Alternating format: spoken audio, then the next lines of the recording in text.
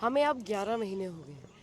हम नगरोटा कॉन्स्टिट्यूंसी की सेवा करने के लिए मैदान में उतरे थे और हमें उम्मीद है कि 11 महीने जो हमने लोगों की सेवा की है और जिस तरह से बढ़ चढ़कर उन्होंने आशीर्वाद दिया है, गले लगाया है, हमें पूरा उम्मीद है कि आज भी वो आशीर्वाद बरकरार रहेगा और उसका आपको नतीजा 14 को पता चलेगा। मैम, नगरोटा की बात की जाए तो वो आपको अपनी बेटी की तरह मानते हैं। हमने बहुत सारे लोगों से बातचीत की है, तो क्या बेटी उन उम्मीदों पे खरी उतरेगी जो राणा साहब ने काम किए हैं वो?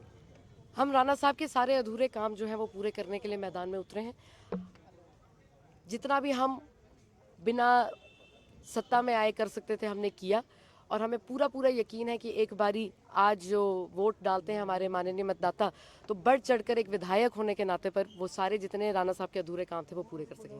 मैम, बीजेपी पर आरोप भी लगे हैं कि गुंडागर्दी की है, शराब यहाँ पर बांटी। हर्षदेव सिंह जी ने आरोप लगाए हैं।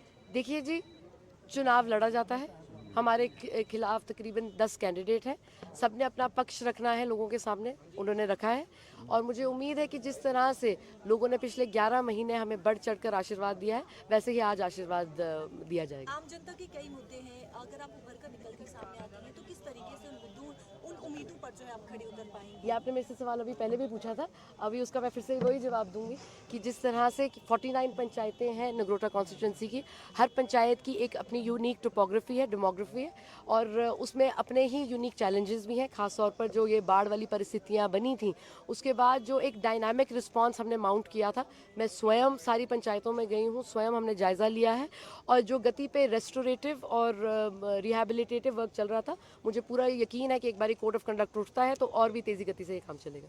डेमोक्रेसी के लिए क्या कहेंगे, लोगों से क्या कहेंगे कि ज़्यादा से ज़्यादा वोट करें? जी, मतदान देना हमारा हक भी है और हमारा फ़र्ज़ भी है।